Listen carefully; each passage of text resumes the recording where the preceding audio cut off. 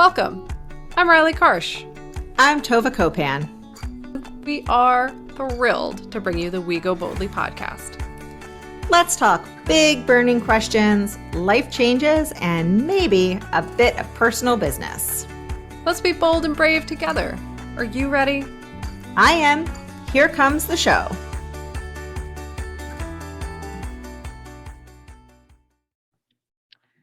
Hello, everyone, and welcome to We Go Boldly, the podcast. We are, as always, very excited to have you with us today on another episode of season 6, where we are talking all about busyness and self-worth and how it all works together. And I'm just going to put this out there. I'm a little salty today. And I'm going to do my best to have this conversation in objective terms. But first, before we dive into my PSA on where my mind is at today, I will introduce, as I always do, my fantastical, wonderful partner in all sorts of things at this point. I can't list them all because there's too many. Tova, I'm not going to ask you how you are today because we're going to talk about that in a minute. What I'm going to do is say hello. Welcome to our show. What's doing? Thank you for having me. I'm always happy to be here on our show. On our show. And I'm just going to stop you right there. I'm not ever objective because I'm not a newscaster from 1968. I am here to share my opinion. That's true. It's our podcast. We can do what we want. So, I mean, we do bring research, and we love to cite our research because we love it. But, I was going to say something that will probably explain our state of mind. I was going to say, like, if the Supreme Court doesn't have to worry about precedent, why do I? Yeah, true story. I at least have autonomy over this. Yeah, that feels, you have more autonomy over your podcast than your body. Than my uterus. Yeah. So if you're wondering our current state of mind, it's ragey. It's been a week since we lost our constitutional rights to our body, and the rage has not lessened. No, it's increasing steadily. It seems to be increasing. And so we are just navigating this new existence. And what's interesting is it's not like we weren't ragey like Thursday. Like we have been, I've been concerned about this since I was in college. Yep. And we have been marching and voting and calling and text banking and running for office for local government, and doing all sorts of things. So it's not as if this past Friday we woke up and we were like, oh my gosh, the system is crumbling. We've been watching it crumble for quite a long time, but there's like knowing the system is bad and then like knowing the system is bad. Yeah. Right. Well, and then there's like watching other people just be surprised. Yeah, which that's been sends me into a whole other level of rage. That's been a tough pill to swallow. I can't swallow it. I've choked on it and spit it back out. But so that's our like PSA for the beginning of this episode. I'm salty.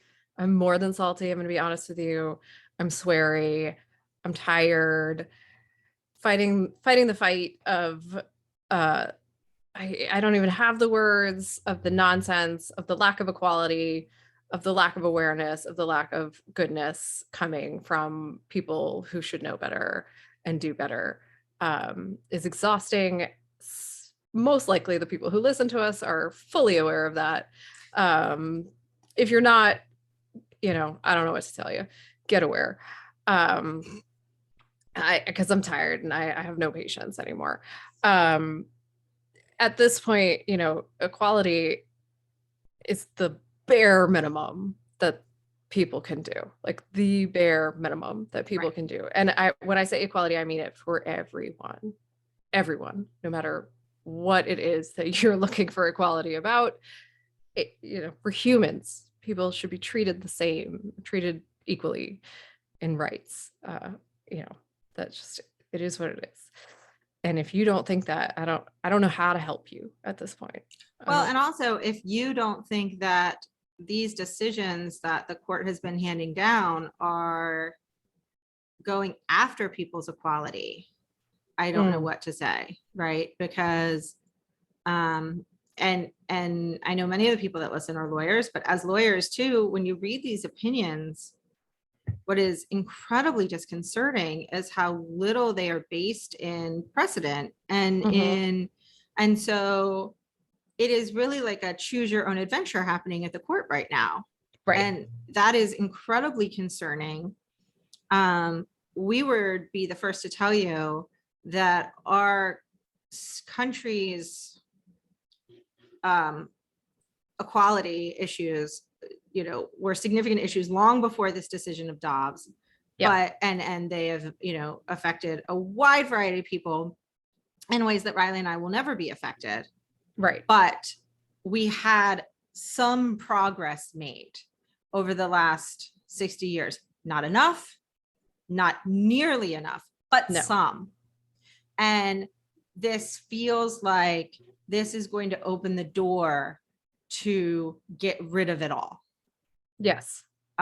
Any progress that was made, whether it's for equality in marriage, the Civil Rights Act, any voting, any strides we've come for voting rights. This feels like this opens the door and it's sort of like them putting up a flag in the stand or on a mountain or the moon or somewhere and going, you know, it's open range now for everything. Yeah. If you think this was just an attack on women's health, women's rights, women's bodily autonomy, you're missing the point. You have completely missed the trees in the forest. This is absolutely the first step in the process of taking away things that have been put in place in an attempt to right the horrendous wrongs that were done in the beginning of the foundations of this country. And so anyone who's missing that is blinded by whatever they're sitting in, whatever freedom that they are experiencing. And it's very convenient to be able to say, oh, but that would never happen.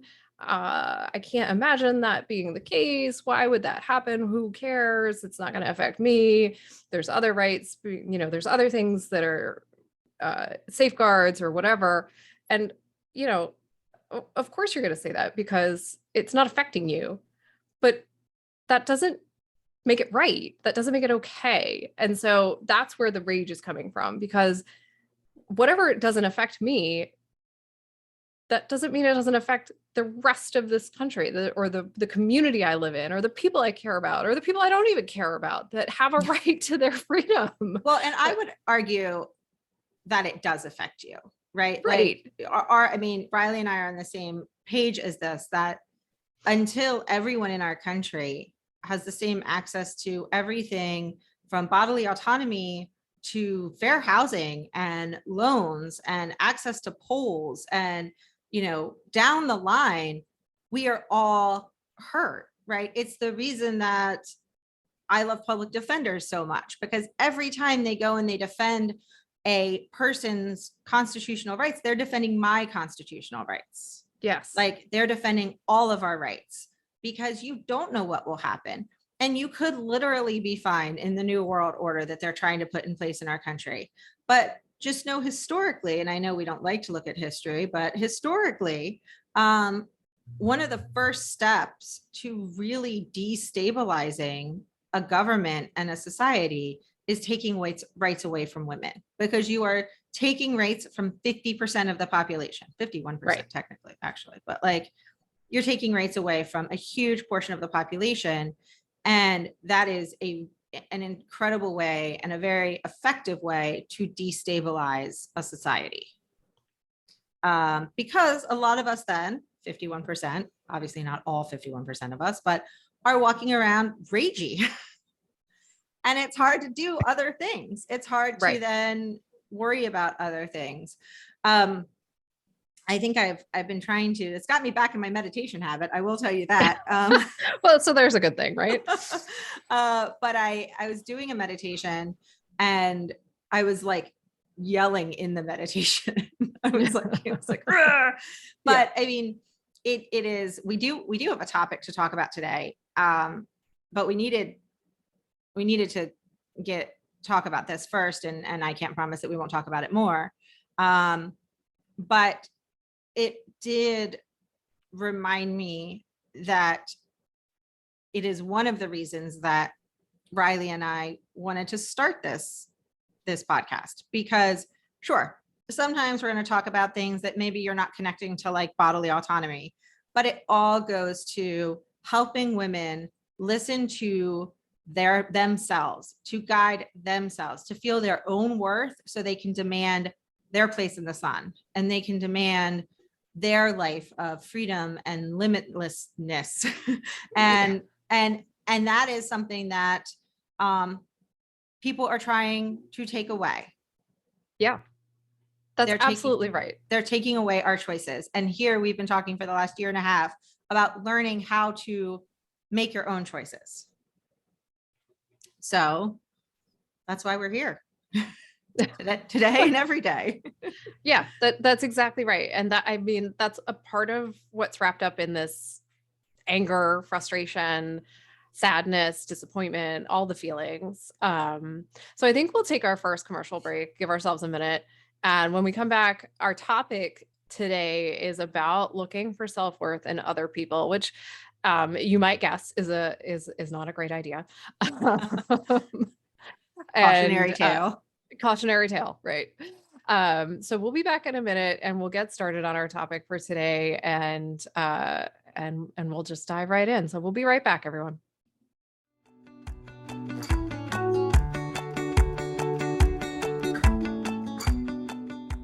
Tova here. I'll admit, when I think of a coach, I immediately think knee-high socks, whistles, and clipboards. Is it because I love Ted Lasso? Maybe. I mean, I think it's a good look for you, if I'm being honest. Thanks, I think. Anyway, that's not the kind of coaching we want to talk to you all about. True. We are talking about life and transition coaching, though I do still love a clipboard and a tube sock. Both Riley and I are lucky to have worked with incredible coaches throughout our lives.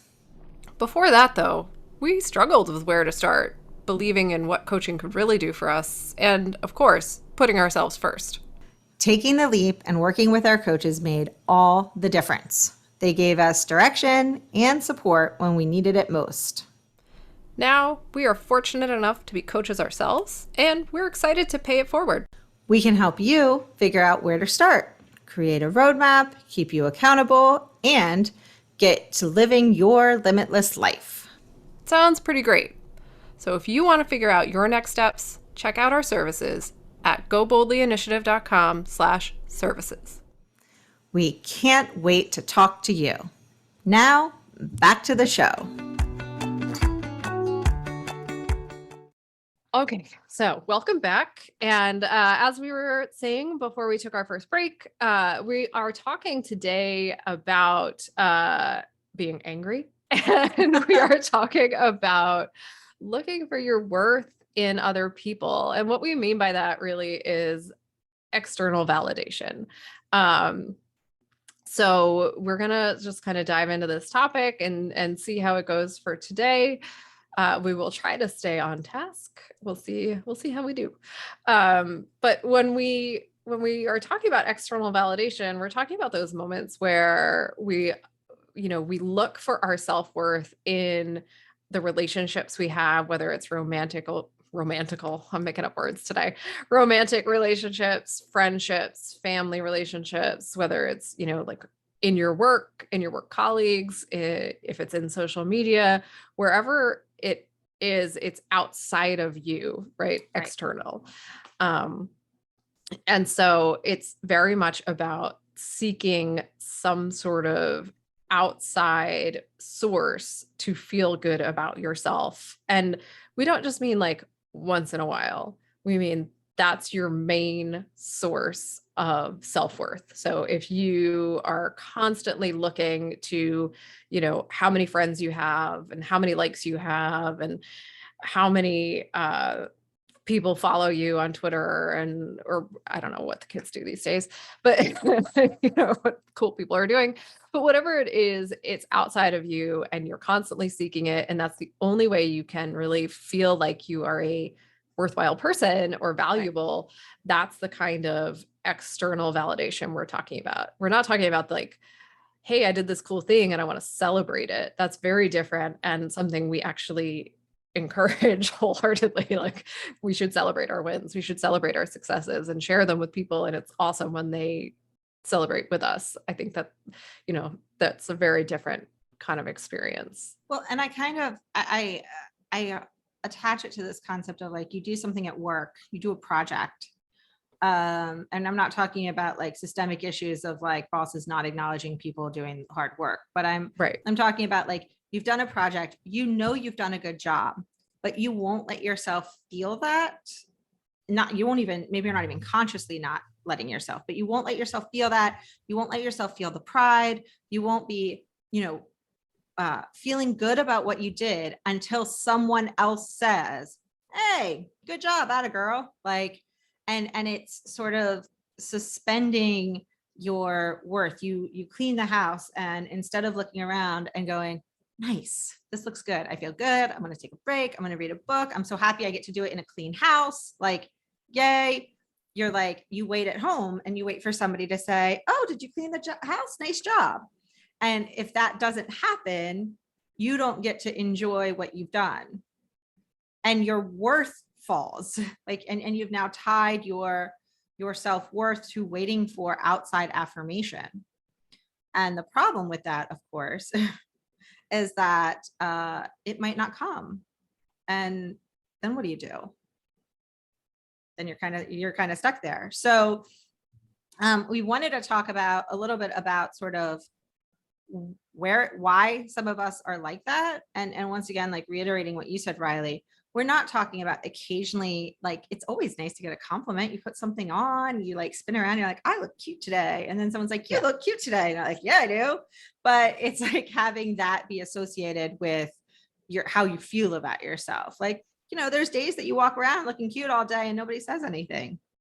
You just got to roll with it.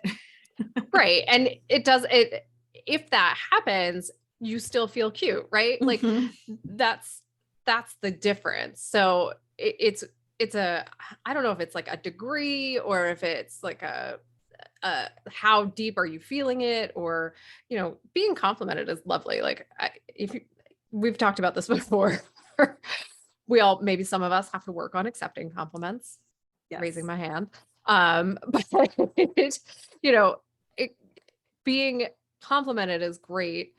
Needing compliments is not great. Right. So those are like, it's like that when you talk to your kids about like wants versus needs, right? It's that kind of difference. But I think, I don't know, I think I'm beating it. I hate this phrase, beating a dead horse, but we'll beat it a little further. I'll give one more example of like, so my son tried out for baseball this year. And he tries out for baseball a lot, to be perfectly honest, every chance he gets. And this is really the first year this summer that he made like the peak travel team. And he was so happy. And I mean, he has worked so hard. And so he told me, and the coach had told me a minute before, but he told me and he was so excited. And I gave him a big hug and I said, but I said, whether you made the team or not, I'm just so proud of how hard you've been working. Like that's the part that I'm most proud about, is how hard you've been working. And my goal, of course, is that that's what he's taking to adulthood, that like he cannot control how other kids try to do on the team. He cannot control on who gets on the team at all, but he can control how he worked, and he can also control how he feels about that. Yeah. And that's like my biggest goal. Like one of my like top 5 goals as a parent is to get him to have that feeling of like, I worked hard and I'm proud of that, whether I make the team or not. Right. So that's kind of the nuance of it all.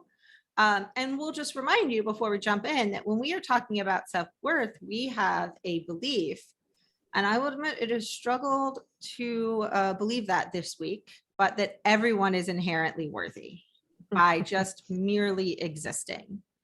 And you are born and you are worthy. You are worthy of everything you try to achieve and anything you don't achieve. And that feeling of love, you are worthy of that.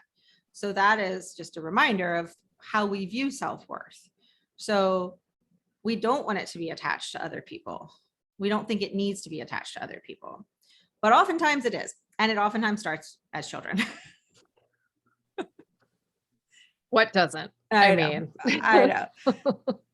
And it seems based on some of the research, and I could have taken a deep dive into attachment style and parenting and stuff. And I did not do that. I looked at it, but I was like, nope. Back away. Pull back. But it is often, children who are not getting positive reinforcement that can grow up looking for it. They don't know where to find it. And so they are looking in the external world for it. They are they was described as growing up into wounded and selfless adults, as like no sense of self. Right. That one was brutal, by the way. Yeah. That whole explanation felt just, woo. It was tough. That was a tough one. And it really makes that person vulnerable, because how do you ride negative feedback? How can you handle constructive criticism? If your whole worth is based on positive, like seeking out positive reinforcement. Right. Well, and I think you don't. I mean, I think that's the key, right? Like if you get negative feedback or constructive criticism in any way, I think it becomes devastating to the ego and the feeling of self-worth. I think that's when it becomes so destructive, and you don't have that inner core sense of self that's able to withstand something like constructive criticism, meant kindly or not, in order to absorb that information, process it, and respond in an appropriate manner, right? It becomes so, I think that's when you find people becoming so defensive, Right. Which I can think of lots of people that I've had interactions with that sort of fall into that category of just immediate defensiveness to any sort of feedback given in kindness. And it seems the defensiveness is immediate, right? Like that there's any sort of feedback to what's happening around them, and it's just immediately like, no. Well, and to be perfectly honest, depending on the day of the month, for me, I might be that person. Like, right. There are days where I am less secure and the anxiety is high. And I joke where it's like that, Chicken Little, it's like my Chicken Little day, like the sky is falling and that is not the day to give me constructive feedback. And if I remember correctly, Riley, you and I once had a day that sort of lined up, and it was both of our days. And we had a call. There's one of our normal calls, and we were both like, we cannot talk about anything substantial today. Like, yes.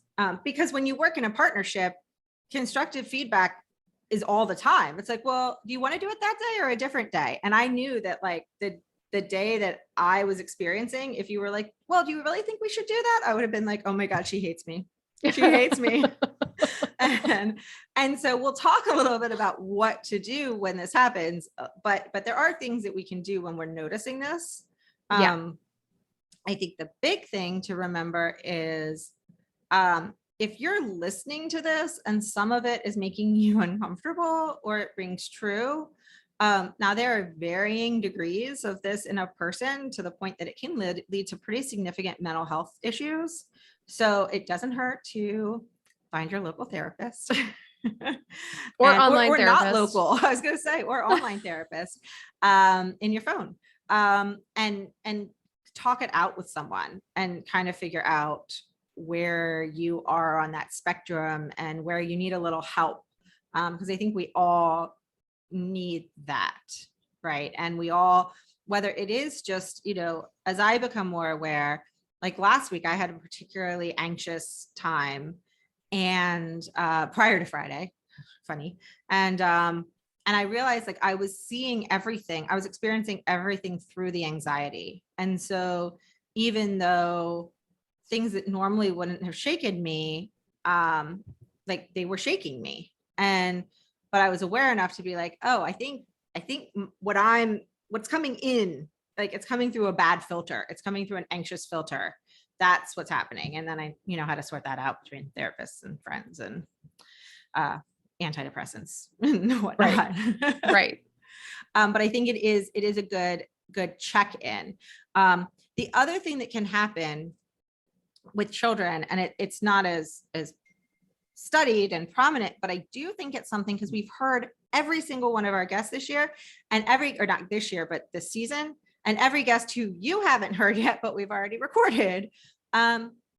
Especially it seems in the time frame where we grew up, achievement is considered so important. And so our generation, it seems especially, although maybe all generations, are really relying on winning that award, getting straight A's, all of this stuff, the attaboys, the attagirls from the outside, and from, external validation. Seems to be a common theme with a lot of the women we've talked to. Yeah, I think that's absolutely true of particularly our generation. But, even other generations that we've talked to, I think it's very much about getting to that next step, checking off that next box, getting to, whatever's next on the list, which we've talked about in other episodes of, following along in the checklist of things you're supposed to do to get to the place you're supposed to get to. And we kind of do it blindly a lot of times, right? We don't even realize we're doing it, but we're doing it. And we're looking for the gold star. We're looking for the pat on the head and going, yep, you've done it and you've done a good job. You can move on to your next step.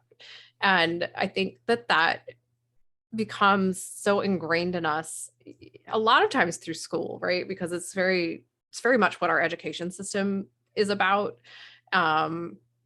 for better or worse. And so we spend so much time in school that I think it's very hard to avoid. It's very hard to even if home life doesn't rely on that kind of thing, it's very hard to avoid it because you spend so much time in primary school, in middle school, being sort of indoctrinated into that achievement mentality, right? You get awards for things, you get indoctrinated into or inducted into honor societies and different, all these different things. You read 100 books and you get a medal or whatever it is, right? And so everything is a prize. Everything is you get a ribbon for it or whatever it is. And it's a slippery slope between habit-based reinforcements of setting good habits and doing things for the gold star. It's a little mess. It's a bit of a mess. Yeah. And it's hard to know where the line is and where to draw the line. My kid loves reading and she would be so I was always I don't like this program because she'll read regardless, but she also loves attention. So, she would love to be called up on stage and get the ribbon at the end because she read her 100 books or whatever by the end of the year. So I don't know. She would have read them without it, right? She loves to read. So it's so hard to know where to draw the line on those things. But I think as we're talking about this external validation issue, it all comes down to what, well, it doesn't come down to just this, but because a lot of this is temperament, right? What is your personal temperament? So you have to think about that as an individual, what is your nature?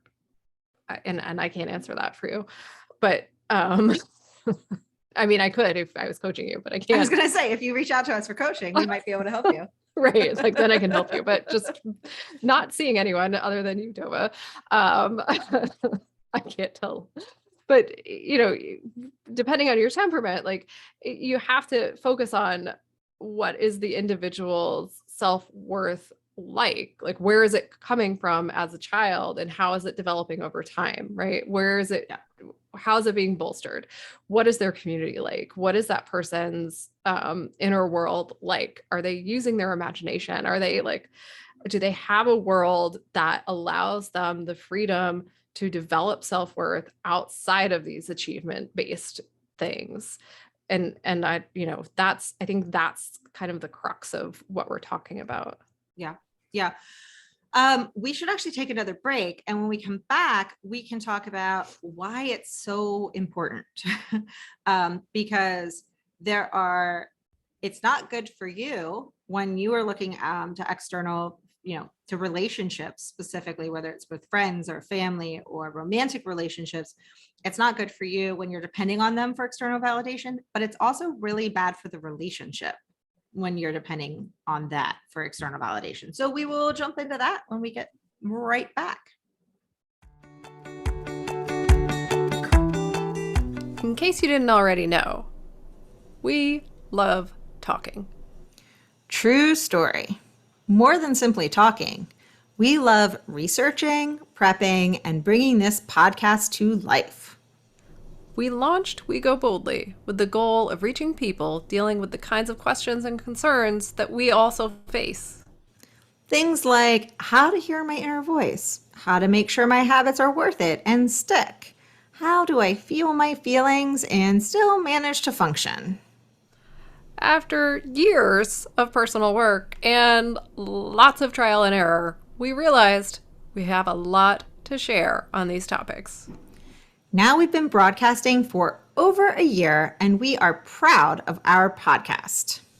And to no one's surprise, we still have a lot to say and talk about. We sure do. We need your help to keep going. Every episode takes time and money to create, and we would love your support. So, if you like what we are doing, please support us by joining our Patreon community and becoming a monthly subscriber. Join our Patreon community today at patreon.com/wegoboldly. We are so grateful to all of our supporters. Now, back to the show.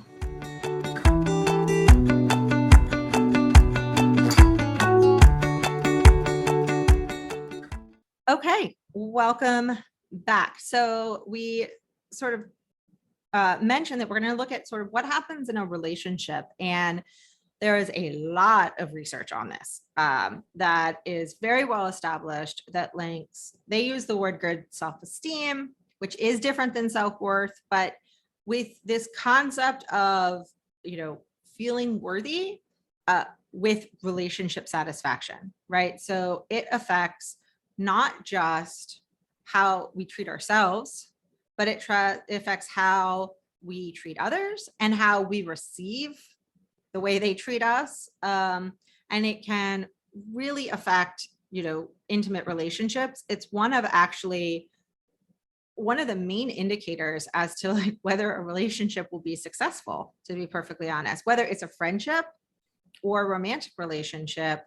If both partners are entering with a good sense of self-worth, and then they use the word self-esteem a lot, but that sense of valuing yourself, that can significantly raise both the satisfaction level and then the success of these relationships. Yeah, and I think it's important to note for anyone who's listening and going, oh no, right? Like I've been spending, I'm 35 and my whole life I've been looking outside of myself for my self-worth. Oh no, it's game over, right? Like if that's you and you're panicking,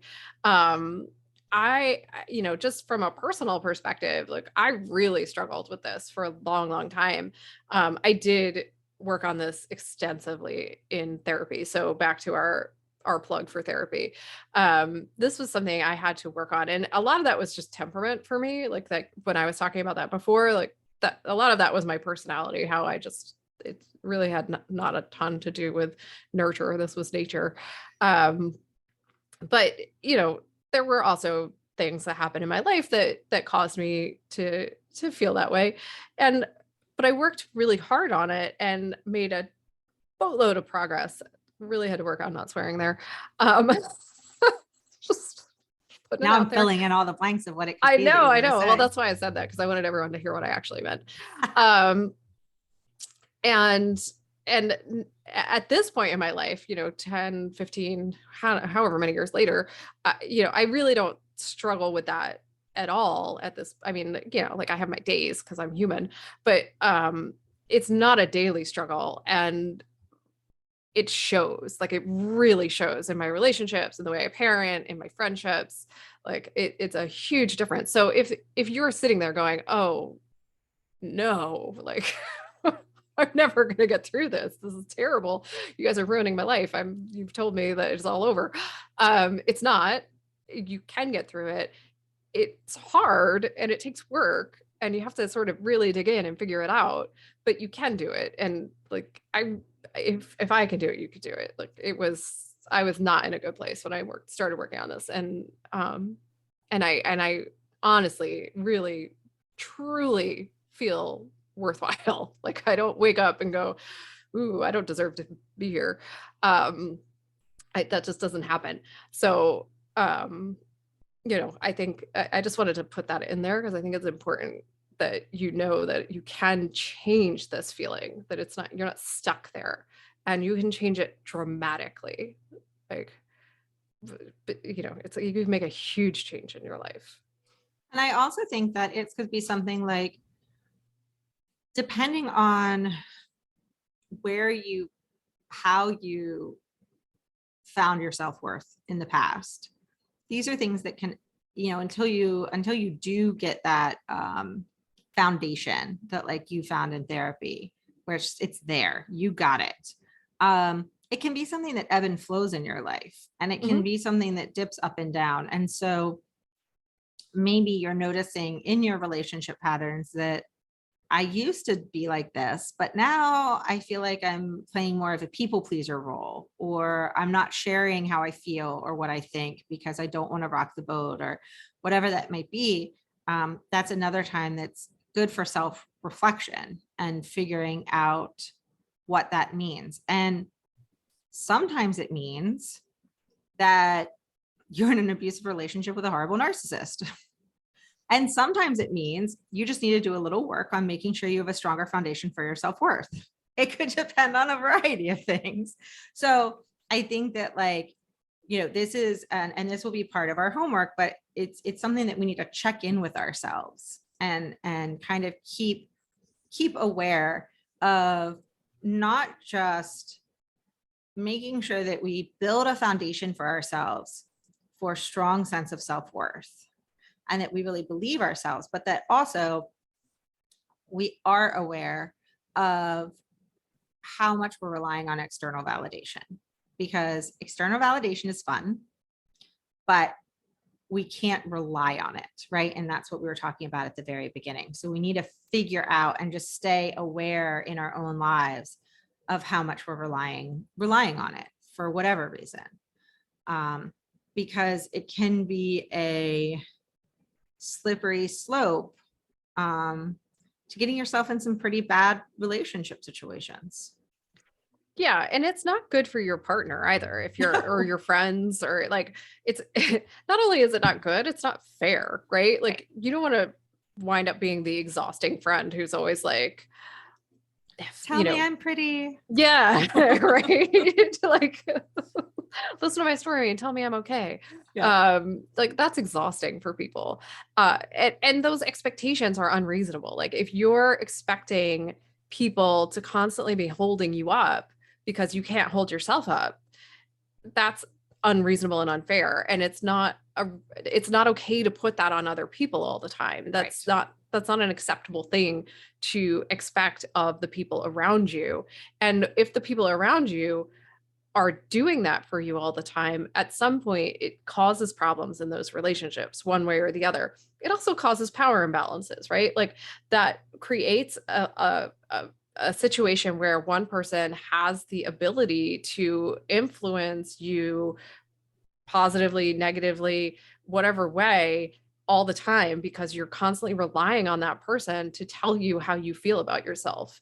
And if somebody else has the power to tell you how you feel Yep. about yourself all the time, then how are you in control of your own life? Like, how are you ever in control of your own person? And that in and of itself is a problem, right? Like, I'm sure everyone can see that. It's that in and of itself is something that you probably want to get a hold of and start to realize is not for the best, not for the best for you, and not for the best for the other person, because that's a lot of responsibility to put on your partner or your friends or your family or whoever. Yeah. And it can cause all sorts of resentment and Yeah. resentment on both sides, right? Yes. Because it's like, why aren't you giving me what I need? And it's like, why do you make me give it to you? Right. Exactly. So let's end on a high note, because Yes, please. we got to end Because on we a high need one. note. So we can do stuff about this, right? You know, we can work on our own sense of self-worth, but one of the first things we can do is start acknowledging when we're seeking external validation. Like, just be aware of your day, and like, you're really excited about something, like, let yourself feel that without somebody else telling you that you did a good job, right? So just start being aware of it and acknowledging it. Don't beat yourself up. Like, don't be like, oh, Tova, you only felt good about yourself when somebody said something nice to you, but just be aware of that. And then think about why it's so important to you. And I think a why is a big important thing. Like, is it because you are scared you're not accepted? Is it a fear of some sort of desperation that you need to be constantly proving yourself? Like, I think that why can open up a lot of information. It might be like, because I just spent $8 and I got this awesome deal on this dress from Old Navy and I want everybody to know it. Somebody needs to ask me about it so I can tell them it has pockets. You know, that's probably not a big deal. Right. But like, it could be, you know, it could give you a insight into areas that you want to focus on and that you want to work on and you want to pay attention to. And it can be sneaky, just Yeah. so you know, like, it can be very sneaky. And it was for me a lot of times because I struggled with never feeling good enough and never feeling like anything I did was enough. And so if that's something that happens for you, that's also a place where you start to seek external validation, right? Like, and it's I picture it like a puppy dog, right? Like, you're like bouncing around, like, did I do it? Did I do it? Did I do it? Is this enough? Is this enough? Right? And so you're seeking somebody to be like, okay, you can stop now, right? Like, they tell you you can stop working, or you can stop cleaning, or you can stop running, or you can stop, baking cookies, or you can stop whatever it is you're doing. You can actually then stop. Yeah. And that in it is also external validation that you've done enough of whatever it is you were supposed to be doing.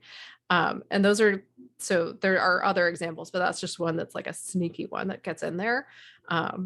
That's one that happened for me anyway, a lot, because that was one of my biggest struggles. Yeah, for sure. For sure. So you can also then, and this is going to go back to self-worth, practice self-love. Like, be kind to yourself, be caring and comforting and soothing. Provide all of those things that you are looking to other people for yourself, whatever form it needs to take. So I like this one line that I read, and it said, treat yourself like you know you're worth it, and one day you might believe it. And I think, we want everyone in the whole world to know that they are worthy just by existing, and that they deserve everything that they want, sort of like reasonable, obviously. But sometimes you do have to, like, while you're doing the hard work, you can also kind of fake it till you make it, and be kind to yourself. Like, don't do that and not do the hard work. Don't just fake it, but it's okay to do both together, while you're working on really learning and believing that you're worthy. Yeah. One trick I learned is, if I was looking for somebody to validate me in some way, something I wanted somebody to say to me, I would write it down and then I would say it out loud to myself. Ooh, So I like it. it's just it's it's basically a mantra, right? Like it's not much different. It's just if you've I don't know, if you've cleaned the house and you wish somebody would notice, which happens here all the time, but only because I have small children and they're horrible sometimes. Um, if that's what's happened and you wish your partner would come home and be like super surprised and excited, I don't know, write down a super surprised and excited line and then say it to yourself, like walk in the door and say it. Well, it's one of the reasons that affirmations work, right? Yeah. Like, yes. And affirmations can be something that you write down every morning and they're your go-to, but they can be like an on-the-fly affirmation, like, I am good. This house looks great. That's like, exactly. I am awesome. Like, you are the best spouse ever. I cannot believe you did all this yourself, right? Like, yeah, something like that. Like, that's just, there's no reason you can't celebrate yourself. Yeah. Yeah. And then, I liked this last to do that I read in this article, which was commit to the journey. And I think, we've talked about it. We've joked about how it's annoying that you can't just be like, yes, I have a feeling of self-worth. Check. Like, I'm good to go. I no longer look for external validation, but it's something that comes and goes. I do think that the more you pay attention to it and the more that you are aware of it, then you can feel when you're sort of like slipping into a bad habit or a bad cycle. And you can just be like, oh, okay, that's what's happening. Now I understand. And then you can do the work to kind of get your way through it. Yeah. Or if there are certain people who bring it out in you more, right? Like if there are certain people you're around that you find yourself being more likely to seek external validation from, that kind of thing. You'll start to notice that more often. Exactly. So, I mean, unless we want to rage against, society at large, I think that might be it for today. I do always, but I think we're good. We have to give some we have homework, to give some homework. So, what I would love everyone to do this week, and you can journal it, but this is one of more of those like be aware kind of experiences. So feel free to journal about like looking back an experience that you have where you knew that you did a great job and maybe you didn't get the external validation, and like were you able to, like when you look back on that, is it a negative or a positive experience? Like, can you remember that feeling of I did a good job, or are you mostly still remembering the feeling of like, but nobody acknowledged it, or I didn't win, or I didn't, right? And so look back and journal about that, write that out. Like, how did it feel? What were you able to still maintain that feeling of pride in yourself? What would you tell that person now, knowing who you are now and telling that person then? Because sometimes the advice that we give to ourselves from the past is very helpful for our current situation. And then the second thing I'd love you to do is to pay attention this week to that feeling of searching for external validation, right? It's and just see, do you seek it out at work? Obviously you want acknowledgement of your work at work, but like, are you seeking it out in a way that might not be productive? Do you seek it out at home? Like, what are you looking for? And then more importantly, why are you doing it? And this can be, if you want to journal about it, we always say that's fantastic. But if it is also just like an in the moment kind of like taking tabs on yourself, I think that's incredibly helpful, because sometimes it's those like in the moment things that we can really learn the most about yourself, which is why a lot of times I journal like on my phone in the notes thing. And I'm like, oh, this is interesting. I just learned this. Yeah. And I think that's about it for this week. All right. Well, we will be back next week with another interview, and probably still a little bit of rage, but we'll see. I don't see it going anywhere. I don't. But until then, have a great week, everyone. And we'll see you next week. Thanks so much for listening to We Go Boldly podcast. We know you're busy and we love spending time with you. If you enjoyed this week's episode, let us know. Head to Apple Podcasts right now to rate and review our show. While you're there, be sure to click that subscribe button. Want more us time? Follow us on all the socials at Go Boldly Together. Want even more us time? As in all the coaching pizzazz. Find us at goboldlyinitiative.com for all the info. We will be back with more excitement, research, and deep thoughts next week. Until then, keep on being the bold, brave, amazing people we know you already are.